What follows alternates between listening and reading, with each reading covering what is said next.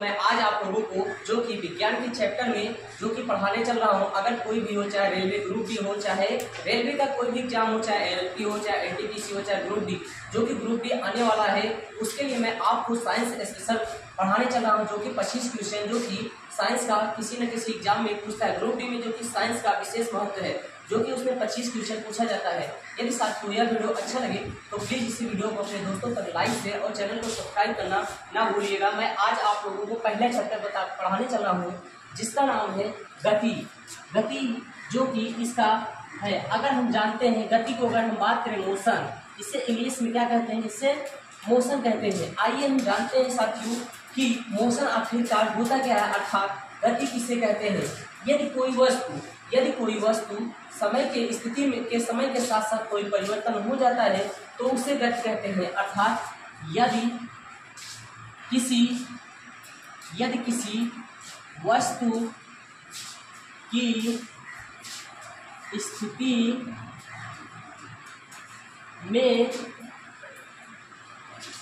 में समय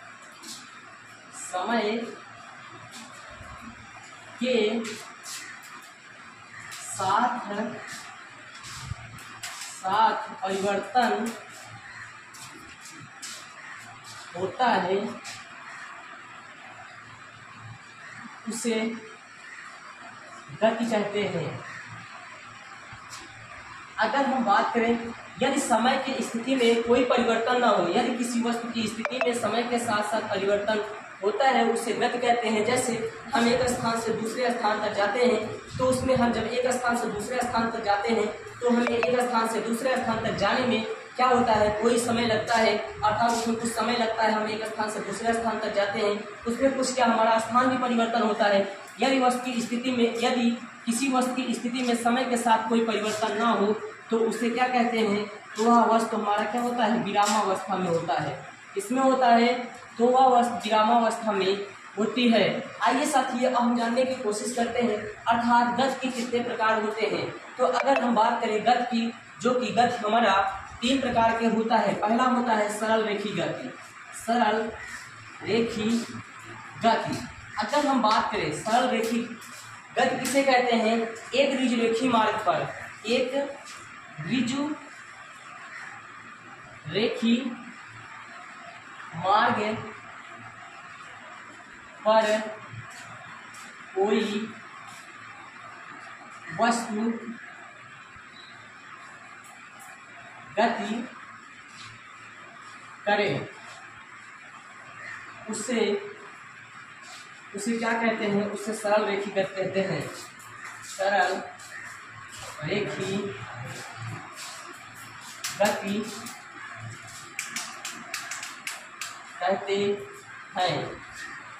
अगर जैसे हम बात करें, अगर एग्जाम्पल समझे, तो यदि कोई वस्तु क्या है, जैसे सीधी रेल पटरियों पर दौड़ती हुई रेलगाड़ी, यदि रेल की पटरियों पर सीधी जब दौड़ती है तो वह एक सीधी रेखी गति में होती है, अर्थात हम उसे कहेंगे कि वह एक सरल रेखी गति है। अगर हम बात करें वृत्तीय गति, अगर हम वृत्तीय गति की बात करें,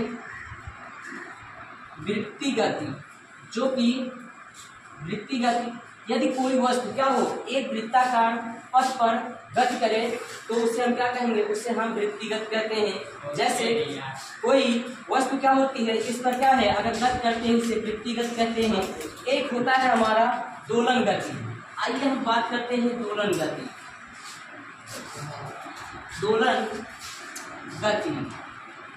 दोलन गति क्या होता है, जिसका मान लीजिए क्या हो, एक निश्चित बिंदु हो और उसकी क्या हो, एक निश्चित दूरी हो। अर्थात जैसे यदि कोई व्यक्ति क्या है, झूला झूलता है तो उसकी क्या होती है, एक निश्चित बिंदु होती है और क्या होती है, वह एक स्थान से दूसरे स्थान तक जाती है, उसे ही क्या कहते हैं, दोलन गति कहते हैं। आइए पुनः एक बार हम समझते हैं गति किसे कहते हैं। गति जो कि हमारा एक बहुत ही इंपॉर्टेंट चैप्टर है, इससे किसी न किसी एग्जाम में एक क्वेश्चन जरूर पूछा जाता है।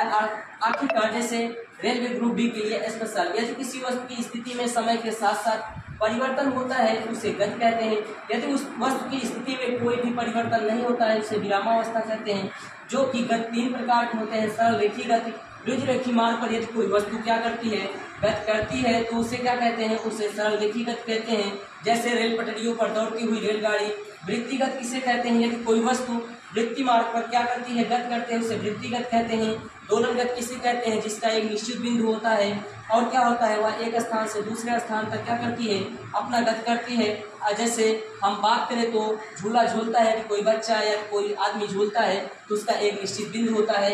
यदि साथियों वीडियो अच्छा लगे प्लीज इस वीडियो को अपने दोस्तों तक लाइक शेयर, चैनल को सब्सक्राइब करना ना भूलिएगा। जय हिंद, जय भारत।